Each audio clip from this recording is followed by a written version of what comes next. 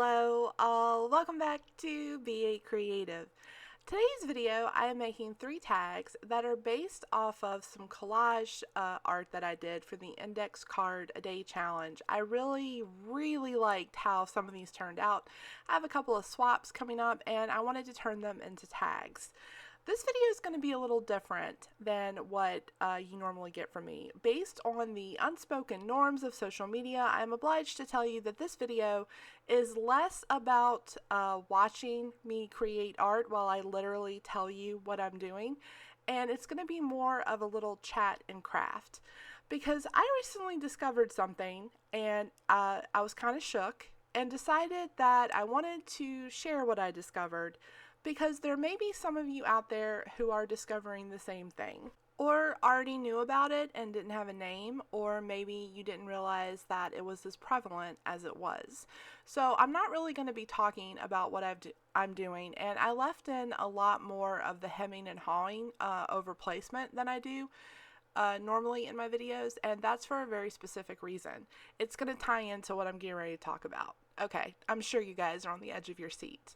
So I recently discovered that when people say things like visualize yourself on a beach, or close your eyes and picture your happy place, count sheep, or it's like looking at a picture in my mind or mind's eye, or all of the other hundreds of euphemisms they have to talk about seeing things in your mind's eye, I just discovered that people meant that literally. My entire life, I have always assumed that when people said things like that, it was just a metaphor or they were speaking figuratively, because I don't do that.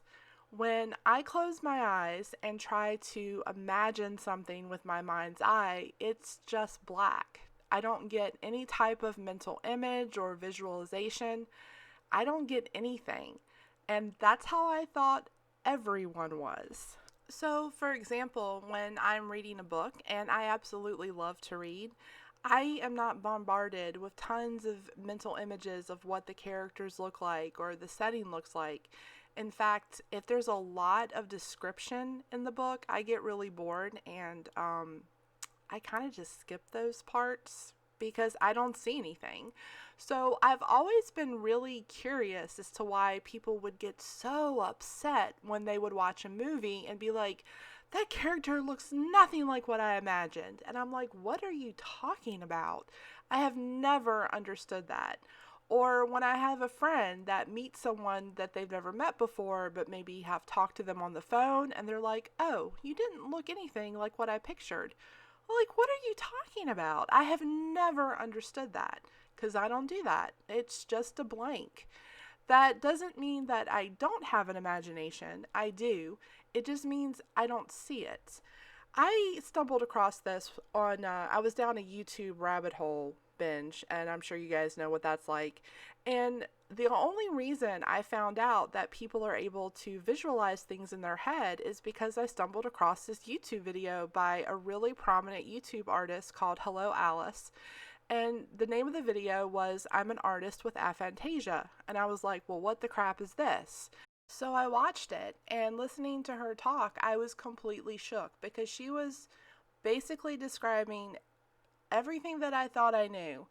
And when I learned that other people could actually visualize things in their mind, I got upset. I did. And I don't know, maybe if you are an artist or just a person that is happening to watch an art video and you know already that you have a condition called aphantasia, then you may be able to relate to this. But I got really upset and really pissed off. I talked to, I don't know, a half dozen of my friends, and including my husband, and they all can mentally visualize things. I was flabbergasted, and my husband was flabbergasted that I couldn't. More on that later. So the interesting thing about this is aphantasia, and this is after diving in and reading all the research, peer-reviewed resources, of course. The interesting thing is that we still have an imagination. It's just sometimes called a blind imagination. And because we lack the visual acuity in our mind's eye to recall those images, the way that we process the information is a little different.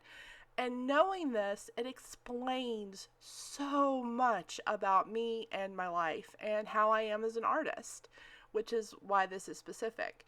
You may have noticed that you're seeing a lot of hemming and hawing, and that's because I have to do that. I never knew that other people can look at a blank tag and just superimpose a visual image of what they want, or depending on the strength of their visual imagery, they can at least imagine the colors and things that they want, and I can't do that. So when I'm creating, there's a lot of auditioning, and I think I've mentioned that on my channel before. I have to play around with the elements so that I can see the color.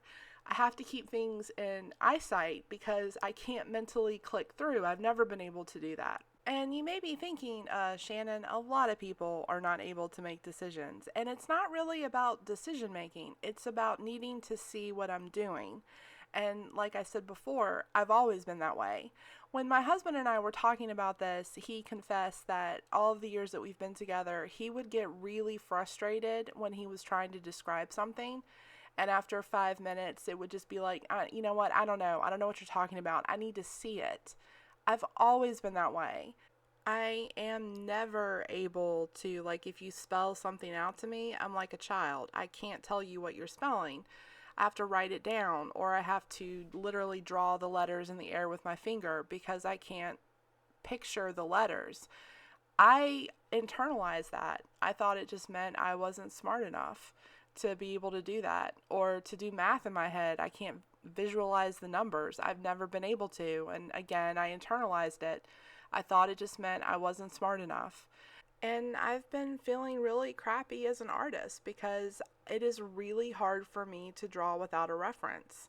I can't do it when I do draw, and there's been a couple times on the channel I always mention drawing with a reference, and a lot of artists draw with a reference, and that's totally fine.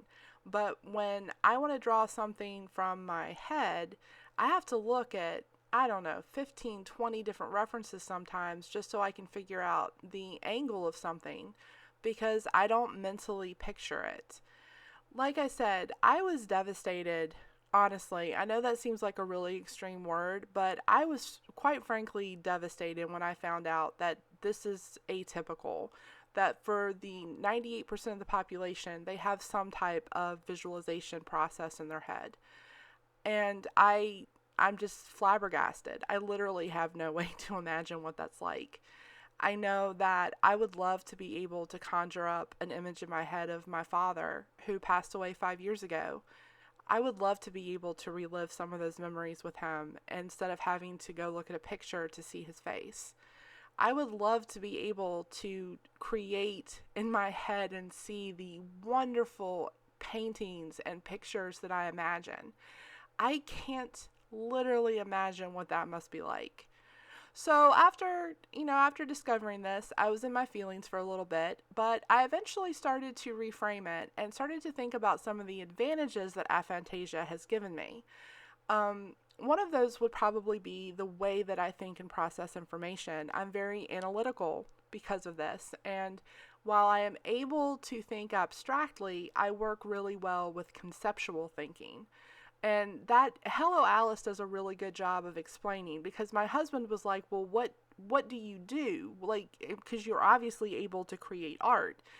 And it's like this. If you were to say, think of a pink bunny, I have an idea of a pink bunny. I don't see a pink bunny. There's no context or reference of it in my head. It's just the idea of a pink bunny. I couldn't tell you that it was pink unless you told me. There's no up, there's no down. It's not laying flat or sitting up or on anything. It's just the idea of something. So it's very conceptual. When I want to draw from my head without looking at a reference, I tend to rely on facts, the things that I know about the object, and I have a good memory, which I think is probably another side effect of the aphantasia. I've always had a good memory. So I rely on facts and things that I know about the object. Like, I could sketch out an elephant, but it's not going to have any detail and it will look like a kindergartner did it. So there's a lot of things that learning this about myself it's really just put a lot of things in context, and now I don't feel so bad. Like, I don't know, it just helped. It's also changed the way me and my husband communicate, because now he stops like just talking at me with a description for something, and he'll use his hands to outline the shape or something. So, or he'll just show me a picture. And that has made a huge difference. We are both a lot less frustrated. So, there are benefits to learning stuff that like this about yourself, and that's really why I decided to share this. Because maybe you're an artist who just recently discovered this, or maybe you're learning about this now.